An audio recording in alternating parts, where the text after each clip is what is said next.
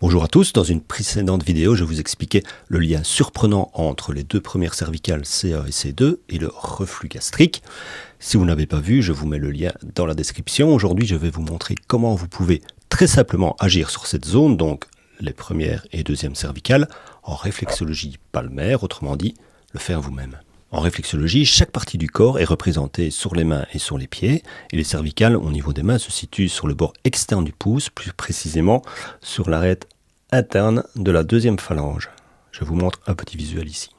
Les 7 cervicales de CA à C7 se trouvent tout le long de cette phalange, et nous allons retrouver CA et C2 logiquement tout au-dessus, donc en dessous de la petite boule qui est formée par l'articulation des deux phalanges du pouce. Pour la travailler, c'est assez simple. Vous allez prendre le pouce de la main opposée, bien entendu, vous mettre juste en dessous de la petite boule, sur l'arête, et effectuer une pression. Et là, vous êtes sur CA. Vous pouvez faire une petite pression en rotation, comme ça. Et puis vous descendez un petit peu, et vous faites C2. Vous pouvez également faire toutes les cervicales, et donc vous allez travailler comme ceci, avec des petites pressions multiples, tout le long de la phalange. Vous pouvez le faire plusieurs fois. Voilà, vous appuyez bien. Et ainsi, vous allez travailler toutes les cervicales. Et si vous voulez vous concentrer sur C1, C2, comme je vous ai dit précédemment, vous appuyez.